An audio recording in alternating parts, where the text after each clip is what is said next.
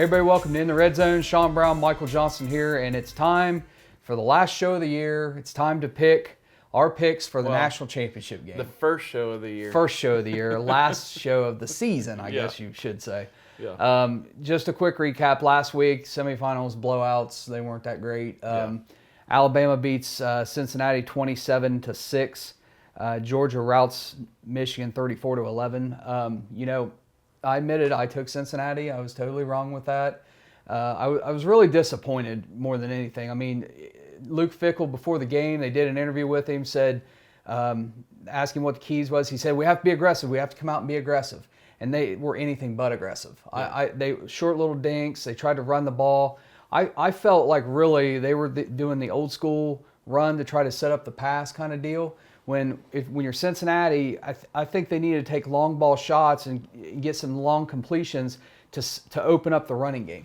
Well, with Bama, you got to sell out. I mean, you got to have trick plays in your book. You've got to. I mean, that's what it's going to take. And Cincinnati looked like they were very conservative. With the play calling and everything. One thing I'll say is with Cincinnati, in the times when I was watching that game, I did see a squad that played hard. Yeah. I mean, they at least went out and they gave it their all. Mm-hmm. And, I mean, you got to tip your cap to them. They just don't have just the same league of talent that Alabama does. When I talked earlier, when I picked Cincinnati, I talked about how Cincinnati's offensive line I thought matched up well.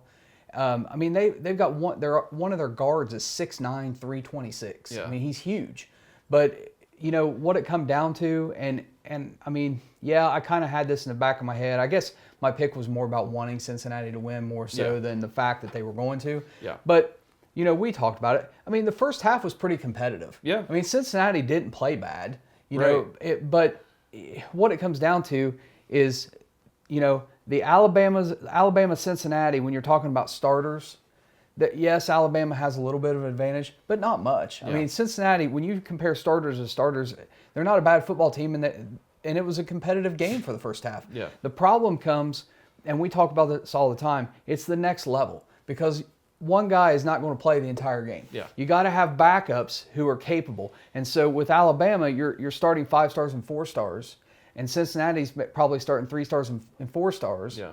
And if you develop a player, you can compete with a 5-star because development means everything. But the next level. So the next level for Alabama, when they substituted a defensive lineman or substituted an offensive lineman, you're talking about a 4-star or maybe another 5-star coming in. Right. Where with Cincinnati, you're probably talking a 2-star or a 3-star. guy that's not even on the radar when it comes to rankings. Right. And so late in the game, late in the third quarter, fourth quarter, is when the Power 5 teams really start to separate because of that depth. Yeah. And so the Cincinnati's at least not yet, they're not recruiting deep enough to be able to compete in these type of games. Once they get into the Big 12, that will expand their recruiting ability. They'll be able to go into Texas some. They'll be able to go into West Virginia and pull some of those kids saying, hey, this school might not be wanting you or have offered you, but we'll take you and you'll be able to come back to the state and play in here or wherever, Yeah. Now, I think Cincinnati, they're being in the semifinal and the fact that they were competitive. Yeah. They were competitive. I would argue they were more competitive with Alabama than Michigan was with Georgia. Yeah. At times it looked that way. Yeah, at times, yeah. So, and the fact they were there, they're going to benefit. They're going to be a team, I think, that benefits next year from the transfer portal. Yeah. Because there are players. They're running back Ford. He came from Alabama. Yeah. There are guys who are good enough to start, who are at Alabama, who are at Clemson, who are at Notre Dame or wherever, who can go to a Cincinnati and start right away. Well, and can play. Another thing you got to look at for teams like Houston and Cincinnati, BYU, and what's the fourth team coming in to the Big 12? Cincinnati, BYU, Houston. Yeah, those. Houston, yeah, okay. Those teams, they're going to be able to go get better coaches. Mm-hmm. They're going to be able to put more money into their recruiting because of the better money that they're going to get by jumping into the Big 12. Yeah. Now, it's not it's the fourth or fifth best among the Power 5 conferences, but it's still going to be millions of dollars more than what they're getting now. Yep. So they'll be able to get better recruits. Mm-hmm. They're going to be able to expand their recruiting departments and put a lot more attention into those areas where now they can go out and do the things that some of these other teams are doing. Yeah. And we'll see what happens. I mean, I think, you first and foremost have to stay in your backyard and pick up any stragglers that don't go to absolutely. Michigan or Ohio State from Oh, yeah. Ohio, because that state is pretty rich. It's an underrated state when it comes to football talent. Well, 10, 20 years ago, or 20 years ago, like Ohio was kind of it. And if you look at an Ohio State roster 20 years ago, it was all Ohio kids. Right. And so the move has kind of been towards Florida and Texas and California to recruit. But there's a ton of talent in Ohio. Yeah. And Cincinnati has to win Ohio first when it comes to recruiting. And they also have to, I mean, with getting more money, they maybe won't have to have donors putting as much into the program, so those donors could then turn around and go do NIL deals with players and offer more money to be able to come there and Cincinnati's a happening place. The Bengals just won the AFC North, and they're rolling, and it's a fun time to be a football fan in Cincinnati. Yeah. Just a quick recap, some of the stats though. Young, he threw for 181 yards, 3 touchdowns, and an interception, but really didn't have to throw the ball. Right. They ran all over. I mean, Robinson, 204 yards rushing on 26 carries. Yeah, and I apologize. I didn't bring up Robinson at all when we were going over that. And I thought about that later on, I know we probably had some Bama fans that were saying. Well, they got the win. They're happy. So sure. Yeah. And I picked them. Trey Sanders was the only running back I really mentioned, but Ritter had 144 yards. He was 17 of 32. Really pressured the whole game. He couldn't get a whole lot going. Yeah. It was tough for him. Ford, 77 yards on 15 carries. Really, Bama did a great job shutting down the Cincinnati offense. Is the bottom line. Yeah. If we want to, let's move on to the second semifinal. One thing I did see is that at times Cincinnati's defense was getting pressure. Yes. So they had in the game, they had 4 QB hurries, 2 passes defended. They had 6 tackles for loss and 2 sacks. So, hats off to them for coming in and just playing hard, especially the defense that was able to maybe get. They have really good defensive backs. They did a good job of. Young didn't have to throw the ball a lot, but they did do a good job of making him kind of uncomfortable at times. Just unfortunately, they couldn't stop the running game. Right. They just could not stop the running game at all. Yeah. So, they played well. I think Cincinnati has a bright future. I think they're probably the favorite to win the American again next year. Assuming they don't make the jump to the Big 12 next year. I don't see that happening. Yeah, I don't. I see the Big 12 staying as is until the grant of rights. As it's going on more and more.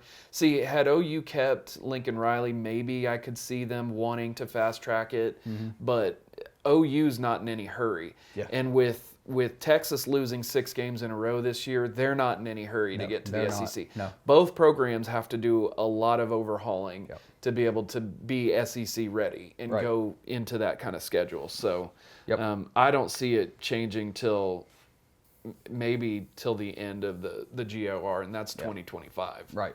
So, okay, second semifinal. Georgia just manhandled Michigan. Final score is 34-11. They manhandled them. Yeah. And it was, Jim Harbaugh after the game runs off the field, avoids all media, doesn't even do a post-game press conference. He just bolted. He knew it was an embarrassment. He may be done. He might be. There's rumors Michigan. He might end up back in the NFL next year. It's a possibility. There was a glaring difference between those two teams. Huge difference. Yeah. And you're talking about a Michigan team who has relied on the run all year long. You had a Michigan team who dominated Ohio State running the ball in that rivalry game. Yeah. We had some people comment in one of our videos talking about, Michigan dominated, they had the best offensive line, things like that. And somebody made a comment that Michigan shut down Ohio State's offense, and that just is not true. They did win the game, but C.J. Stroud still threw for 400 yards. They still moved the ball at will against Michigan. They just stalled in the red zone. But to say Michigan's defense was shutting down Ohio State, I'm a Ohio State fan, yes, but that did not happen. Yeah. And it was obvious that they were going to have a hard time with Georgia. And the fact is, really, the game went exactly as you and I predicted and talked about in the lead up to that. It was exactly what we expected. You have a Georgia team who is number one against the run, who has only given up maybe 2 rushing touchdowns all year long. And for Michigan, Haskins only had 39 yards on 9 carries. Yeah. I mean, they could not run the ball at all. They used 2 quarterbacks in this because neither one was really effective. And his longest run was 19 yards. So you take that away, right? You know, and 8 carries, now you're looking yards. at 20 yards. Yeah, I mean, it was terrible on 8 attempts. Right, yeah. and neither quarterback could get going throwing the ball, which was expected because they hadn't been able to throw the ball well all year. So it was a total lopsided embarrassment. It really was for the Big Ten, for Michigan. And really, to be honest with you, the whole semifinals was lopsided and it was an embarrassment for all of college football. Yeah. Because you get an SEC rematch now, and it really plays in to what may be true. It may be the SEC is so dominantly above everybody else when it comes to the top tier. Yeah. It's looking that way. Yeah. So, yeah, we'll see. The one thing with NIL that I think we're going to start seeing, though, is that it's these top players are going to go to the highest bidder. Yep. So, and Alabama can't take them all. They can't pay them all. That's true. Georgia can't pay them all. Yeah. And you see what's going on down in College Station with Texas A&M having just their historical class this year. And if you look at the average rating, those are guys that are 94 average. Yep. That's their average per player in the class this year. So it's going to get interesting in the next few years. See if Alabama can kind of stave that off, or if Georgia can. I know Georgia is kind of once every few years is a contender to win the national championship now. But yeah, we'll have to see kind of how this goes because Texas is doling out the money, Texas A&M's doling out the money. Yeah. But I still think, yes, everybody's chasing money now. In the transfer portal, it becomes super free agency basically with no rules. And I don't know. I don't like it, but it is what it is. It's the way it's going. And to be honest with you, I'm kind of at a point, Shaun. I told you this week, I'm kind of at a point where I'm almost done with college football. Yeah. I do feel that way. It's just not. I gave up the NFL years ago. I don't like it. I don't like the setup. And college football, the way it's going, it's not exciting. It's not fun. Well, you have how many now national television guys coming out saying they have to put a stop to roster tampering. It happens. It happened before NIL. Right. And now it's even more so. First you had the transfer portal. Yeah.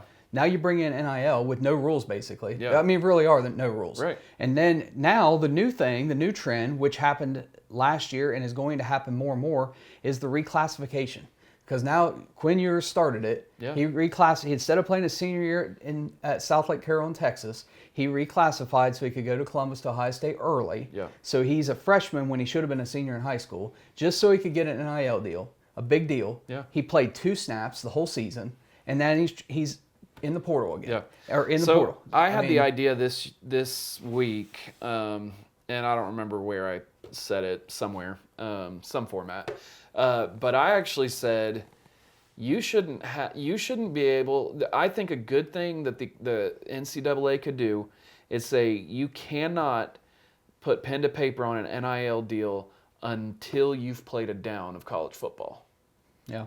And that way you're not. You could promise some kids some stuff. Yeah. I think a better idea. I talked about this with some coworkers earlier tonight. Is I just think there needs to be some rules in place, like each school gets a certain amount of money per. There's got to be a cap. A cap, and so my deal is, I think it should be capped at $100,000 a year per player. Yeah. And the whole idea of this, to me, I'm not opposed to kids making money. If they want to go sign autographs, they want to have a YouTube channel, they want to go work at a car dealership, or they want to do a commercial for a local car dealership and make $50,000, $100,000, great for them. Yeah. But these big $1.7 million NIL deals. Yeah. I mean, and then I feel like you should take it further. I think the NIL, there needs to be a dead period. I think August 1st to February 1st is a dead period.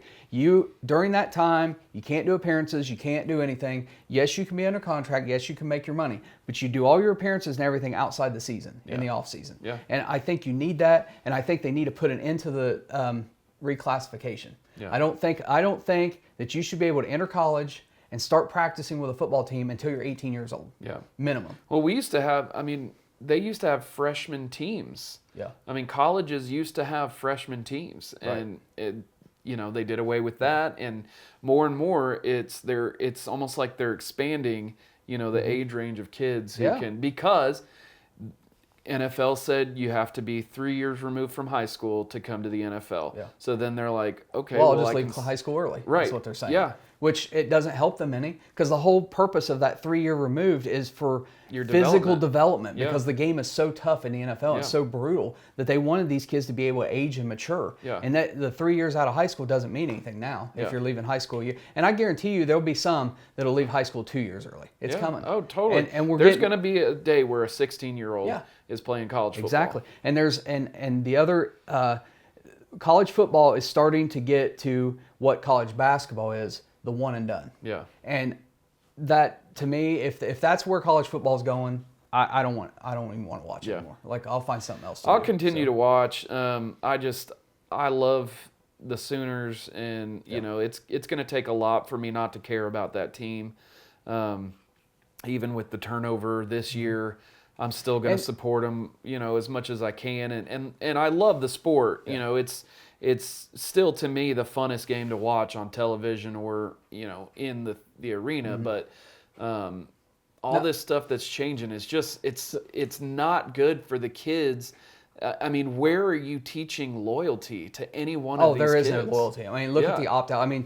So Charles Woodson and Kirk Herbstreit have been railed on social media over their comments about opting out, and about how players today just don't love the game like they used to. And you know what? I'm in total agreement. And I've said I don't care who gets mad at me and who wants to comment.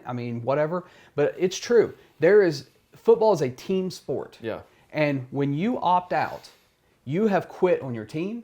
You've quit on your teammates. You've quit on your school. And it's selfish. Yeah. It's absolutely selfish. And The youth today have no sense of loyalty or putting others above themselves. It's all me, and how selfish can I be? And that's what this opting out is. Well, and it's selfishness. Here's another thing too. People will say, well, they're just opting out to get ready for the NFL for their chance. It's still, as far as I remember, there's still only 240 some odd spots that are going to be taken. And also, they're getting paid NIL deals now. Why do they need to opt out of this game? In addition, That's their insurance. Almost every kid, if they don't, they need better advice. But every kid who is selected or expected to go in the NFL draft, all of them have performance insurance. Yeah. If they get hurt and their career is over, it's $1 million insurance policies that pay them in the event that happens. If they have a career-ending injury and can't play in the NFL, they're financially okay. That argument doesn't fly to me. It does not fly. And you're right. They have NIL deals now. And they're still also set up better than just about anybody coming out of school. Right. Because they have name recognition. They have their programs help with job placement. Yeah. It's just... And the bowl game, it's one more game.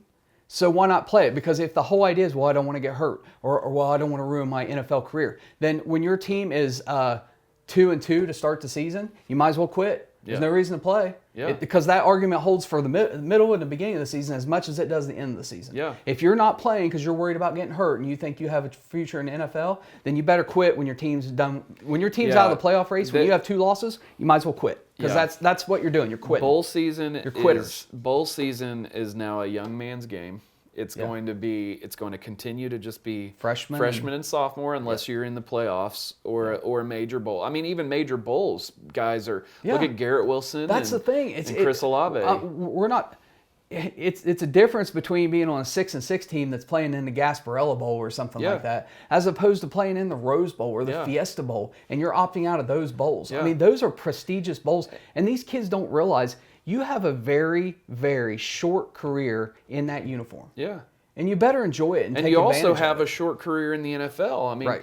what's the shelf life for an average NFL player is what, 3 years? Yeah, something like I think that. 3 so, years. So you only have play- so many games. you Why play not that- play as many Exactly, as you can? exactly. To me, if you live, breathe, and die by football, why would you not want to play every single game that you could? I agree. If I was able to go suit up again, I would do it. I mean, it just... And I'll tell you what, I know people are going to bring up Matt Corral getting hurt. He's going to recover, Right. And he's going to go on, and he's still going to play go in the NFL. Yeah, he's still probably going to go in to. the first round. Exactly. I mean, because of his potential. Right. You know? And I think he did it right. I mean, I think when you commit to something, you finish it out and you see it through. Yeah. You don't quit. Well, I mean, I would never let my kids quit. I got to give props to Kennedy Brooks for playing in the Alamo Bowl. Yeah. I mean, not just a second tier bowl game. It was a third tier bowl game. Yeah. And he went and he played because of how much it meant to the university. And last part of my rant on this, and then I'll stop. But you know what else irks me big time was when I watched Pitt, Michigan State, and Kenny Pickett opts out, but he's in the booth. He's in the booth with the team. He gets all the perks of the bowl trip. Yeah. To me, the moment you decide to opt out, you're done. You don't practice in our facility. You don't work out in our facility. You're done. You don't travel with the team to the bowl game. Right. If you're not going to play, you're not going to get the perks. Yeah. That's the way I feel. Kenny Pickett should have been left at home at Pitt. Yeah. He should not have been allowed to travel with that team. I do agree with that. Yeah. For sure. So. Before we get into picking the national championship game, let's go ahead and transfer on over to that subscribe button. portal. Yeah. The subscribe portal. And give us a like on Yeah. the video if you agree with what we're saying. If you don't agree, go ahead and just hit it just to let us know. If you do not agree with what we're saying, hit that like button just to let us know. Yeah. And leave a comment. That's how we'll know. Leave a comment. Yeah. I had plenty of people call me a clown after last week. So, But more than anything, subscribe. We've grown this year bigger than or faster than we have in years past, and I love getting in front of the camera and talking to you about college football, and I would like to continue to do it. So, let's get some big numbers so Mike continues to want to do it. because I am considering not doing it next year. It's not fun for me anymore, to be honest with you. I'll just be straight up with you. It's I not. know. We don't financially gain enough for all the hours and the time and the effort that I put into this, and it's just it's time. He away does from all the family editing. He does all the edits. Everything you see, any kind of scroll or any kind of graphics. I mean, he put this up, and so Mike does a lot more work than I do. I just show up and make some picks. So. All right, you ready to talk I'm about ready. the big one? Yeah. All right, let's get into it. Rematch of the SEC, Alabama, Georgia. Georgia, a 3-point favorite right now. So let's take a look back at the SEC championship game. Let's get some stats out of that so we can get an idea of what we might be seeing again. I'm going to read them off my phone. Bryce Young in that game threw for 421 yards and 3 touchdowns.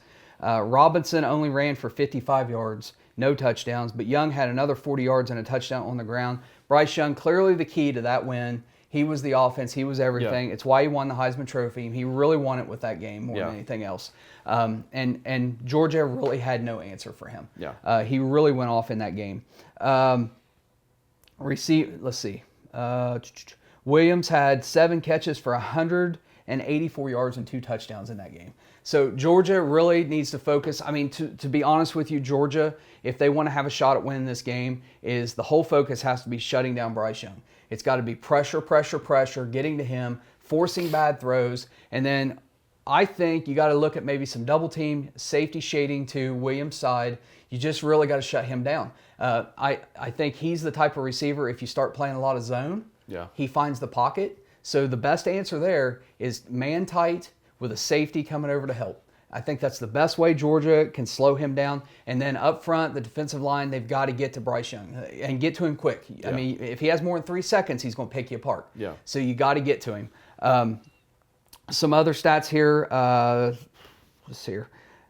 For Georgia, Bennett in that game threw for 340 yards, 3 touchdowns, but he did have the 2 interceptions. Yeah. You got to clean up the turnovers. Can't have turnovers against Alabama. It's just it'll eat you alive. But they didn't do much on the ground. They had 109 yards total. Their leading rusher, Cook, 11 carries, 38 yards. Nobody had a touchdown on the ground for Georgia. And so that kind of leads us to it was a dominating performance by Alabama. Yeah. And Georgia at the time was the unanimous number one. Everyone thought there was no way they could be beat. And Alabama kind of put it on them. Up until that point, they hadn't had more than 17 points scored on them all year. So that's where we're at with that. Now this matchup, Georgia was favored in that game as well in the first go-around. Georgia, again, favored by 3. And ESPN Matchup Predictor has them as a 60% favorite over Alabama. Yeah. But the truth of the matter is, if you look at just the numbers, Bryce Young throwing for almost double the yardage of Stetson Bennett, double the touchdowns. I mean, offensively, there's just not any comparison. Alabama clearly has the advantage on offense. Yeah.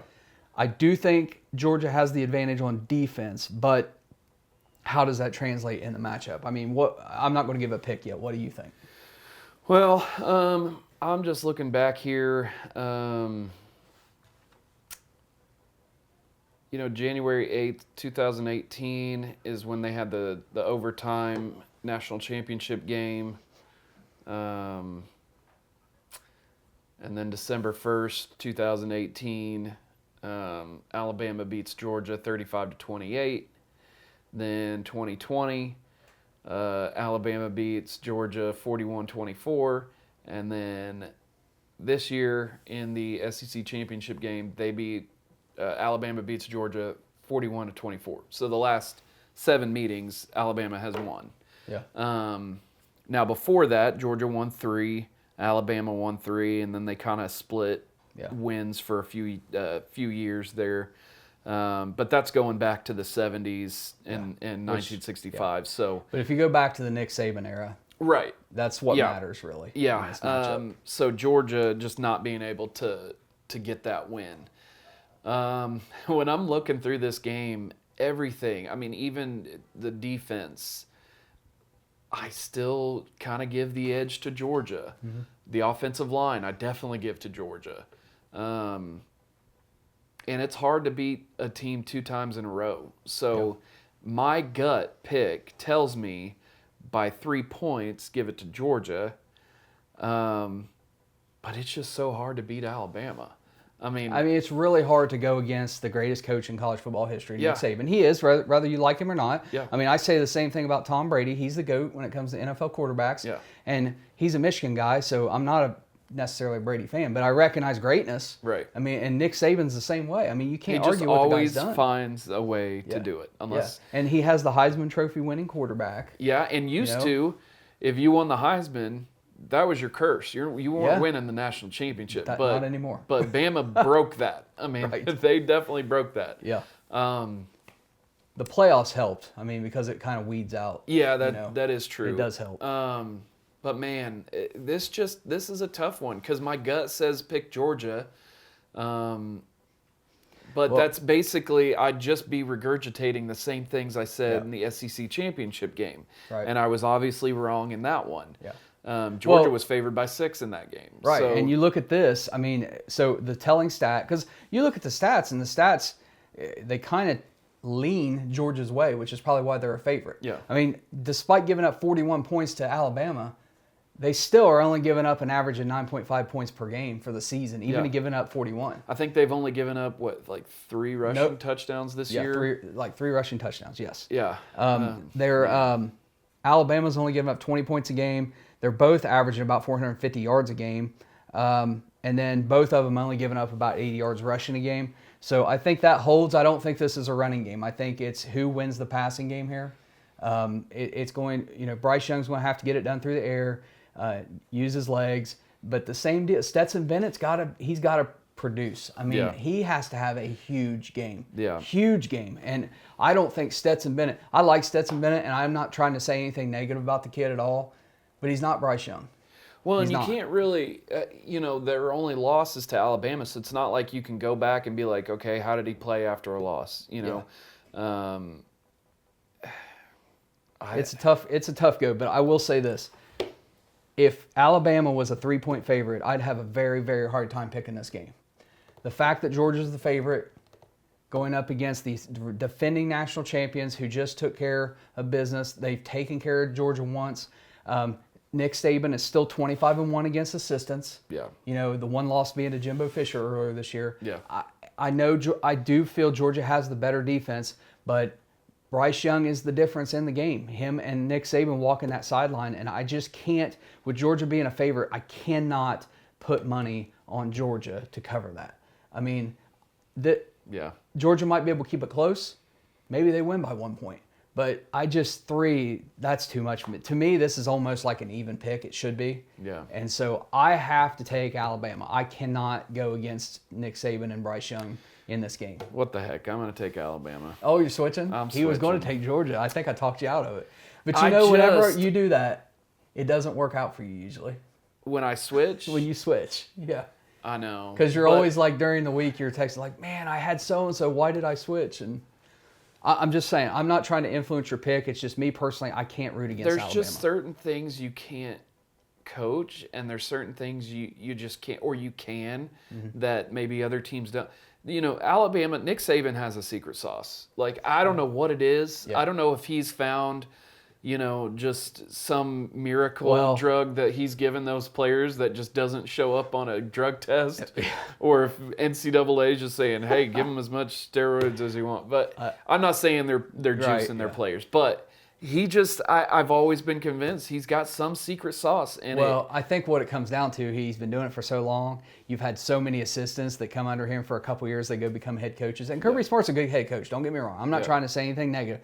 But, you know, none of these guys have been with him for like 10 years. Yeah. They come in, they stick with him a couple years. They think they've learned the Nick Saban way, and they go off and do their thing. Yeah. And none of them have learned everything. Kirby Smart That's the thing. is about the closest, you know, to just. But it's like I feel like when you see Nick Saban, you know, I feel like I see the image of Kirby Smart in Georgia and and Saban on that sideline, which is kind of like this little smirk, like, yeah, you haven't seen this though, and then they go score. Yeah. So, you know, I don't know. I can't pick against Alabama. I'm not an Alabama fan at all. Yeah. I personally, just because I like seeing things different, I'm going to root for Georgia to win the game. Yeah. And I'm okay if I get the pick wrong. Well, no, I'm not, because I don't want to lose money. But it would be nice to see Georgia win a national championship. It really would. But I just, when I'm putting money on it, if I'm putting my money down, it's got to be on Alabama for this one. Yeah. If I was putting real money on it, I would probably say Alabama. Yep. It just they're the easy pick. They've been there, done that, you know, and Georgia's only been there, you know, once, and they didn't win it. So the players at that time when they were there are not here now. Yeah. It's a whole different group. I'm gonna be mad if Georgia wins by 4. I'm gonna be so mad. I mean, yeah. Well, we hope you've enjoyed the show. We hope you've enjoyed the season. We've talked about a lot of things. You know, there's the whole. We didn't even get into the Caleb Williams and the transfer. How and all about that stuff. Jackson Smith and Jigba? Oh my goodness. Yeah. So I will say, to me, the non-playoff games, the OU game and the Ohio State, and it's not because we're OU and Ohio State fans, but those two were the best 2 bowl games. The Rose Bowl was incredible. Just Cameron Rising getting hurt going out, and their backup quarterback comes in and leads them down the field. And Marvin Harrison Jr. Yeah, I mean, the way he played. Guys just stepped up. One play. That is, I will say, that is one of the cooler things about opt-outs, is that you get to see the younger kids and the guys who are going to lead that team next year come out, and a lot of them are balling out. It's fun. It's fun with a team like Ohio State where because I mean, nobody knew who Chris Olave was until he played against Michigan that year and came out, and everyone's like, "Who's this kid?" Yeah. I mean, nobody knew Jackson Smith and Jigba until last year. Well, no, I remember texting you about. Well, you Jackson follow Smith. recruiting close enough. Yeah. I remember texting you about him after their spring game. I was like, "This dude is going to be a stud." But Garrett Wilson sat behind. All these guys. But Garrett Wilson was a 5-star. Everybody wanted Garrett Wilson, and he in his first spring game. I mean, he was going nuts, and I just. But Ohio State has that type of talent on the bench, that depth. Yeah. To where when a senior or somebody leaves, it's the next person coming in is. Well, yeah, because they have at least one 5-star in every single position. Yeah. I mean, that's That's Alabama. That's Georgia right now. I mean, remember they back- have at least 2 5-stars at every position. This right was now. more than a decade ago, but I remember when when we had the changeover at Ohio State at linebacker, and James Laurinaitis for the first time came in. You know, it was just these guys. You know, they have so much talent. Yeah. Baron Browning was another one. Yeah. Highly recruited. When he stepped in at linebacker, I mean, most people who don't follow recruiting didn't know who he was. Yeah. But you know, they got talent. He was another kid that OU really wanted. Yeah. So that was, yeah. And then you have guys who sit for several years and wait their turn, which hardly anybody does anymore. Yeah. But Ohio State had the safety last year before from Owasso. Yeah. Well, isn't he still there? No, last year was his last year. But he waited. Was that Josh Proctor? Proctor, yes. Yeah. He waited his turn and Is he in the NFL now? Mm-hmm. I thought he was still there. No, he wasn't there. Last year was his last year. So, okay, well, that's it. We're going to wrap it up with the show. Thank you guys for watching. You have to stay tuned to the channel to see what's to come after this. But we've enjoyed the season. We hope you guys have enjoyed it. Like Shaun said, hit that subscribe portal and you know jump in the subscribe portal. Yeah. Help us get an NIL deal. Man, we got our first one this year. I'm going to reclassify for next year. Yeah. So, hey, subscribe, like the video, leave a comment. We'll see you next time. Good luck. And if your team's playing in a national championship game, good luck to them. And we'll see you in the future. Happy New Year. Happy New Year.